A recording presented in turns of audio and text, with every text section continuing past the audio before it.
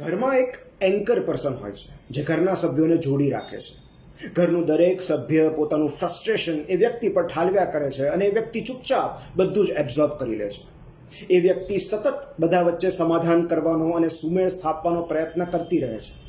એક વ્યક્તિનું ટેન્શન બીજી વ્યક્તિ સુધી પરકોલેટ ન થાય એ માટે ઘરનું બધું જ ટેન્શન એ પોતાના હૃદયમાં સંઘરી રાખે છે અને એક દિવસ હૃદયરોગના હુમલાથી એ વ્યક્તિ ચાલી જાય છે. આ માત્ર ફિલ્મ ગુડ બાયનો પ્લોટ નથી, આ દરેક ઘરની વાસ્તવિકતા છે. એ એન્કર પર્સન કોઈ પણ હોઈ શકે છે, દાદા, દાદી, પપ્પા, દીકરો કે દીકરી, પણ સામાન્ય રીતે આ એન્કર પર્સન મમ્મી હોય છે.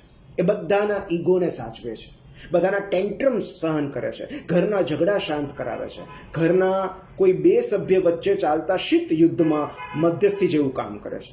બેઝિકલી એ દૂત જેવું કામ કરે છે, વાટાઘાટો કરે છે, વ્યવહાર સાચવે છે, ઘરમાં અવારનવાર સર્જાતા તંગ વાતાવરણને હળવું રાખવાનો પ્રયત્ન કરે છે. એટલું જ નહીં, દરેકની એનિવર્સરી યાદ રાખવાનું, દરેકને બર્થડે વિશ કરવાનું, લગ્નના દરેક આમંત્રણમાં ચાંદલો પહોંચાડવાનું, રિસાયેલાને મનાવવાનું, ડિનર ટેબલ પર બધાને એક સાથે ભેગા કરવાનું, દરેકને ભાવતું હોય એવું બનાવવાનું, કોઈને ન ભાવે તો તાત્કાલિક બીજું કંઈક સ્પેશિયલ બનાવી દેવાનું. બસ આવા જ બધા કામો હોય છે એક એન્કરના. પણ એક દિવસ જ્યારે એ અચાનક ચાલી જાય છે ત્યારે ઘરમાં સન્નાટો છવાઈ જાય છે. પછી ઘરના સભ્યો વચ્ચે મન મેળ કરાવનારું કોઈ નથી હોતું. નવી પેઢી અને જૂની પેઢી વચ્ચેના ડિફરન્સ ઓફ ઓપિનિયન્સને સમજનારું કોઈ નથી હોતું. એ વ્યક્તિના ગયા પછી દરેક ઘરમાં બે પરિણામ શક્ય છે.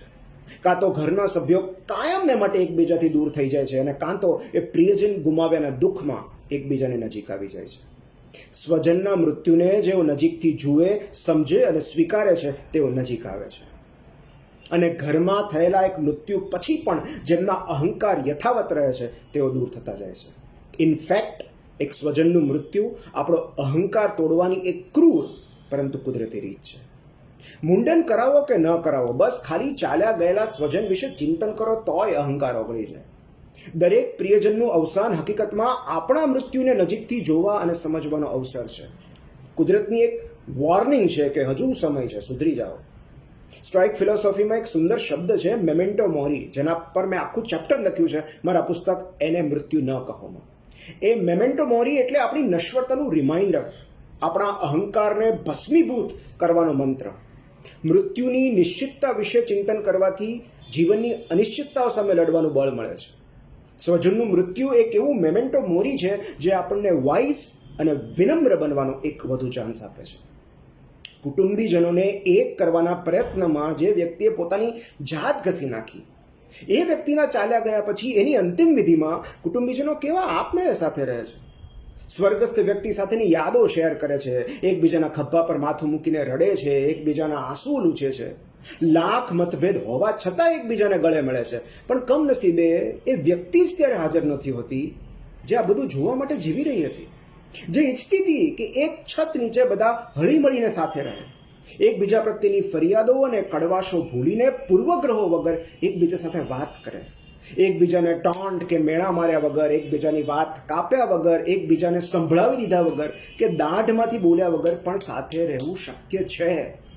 પણ અફસોસ, માત્ર આટલું સમજાવવા માટે એક વ્યક્તિને છેક ફોટો ફ્રેમ સુધી જવું પડે છે.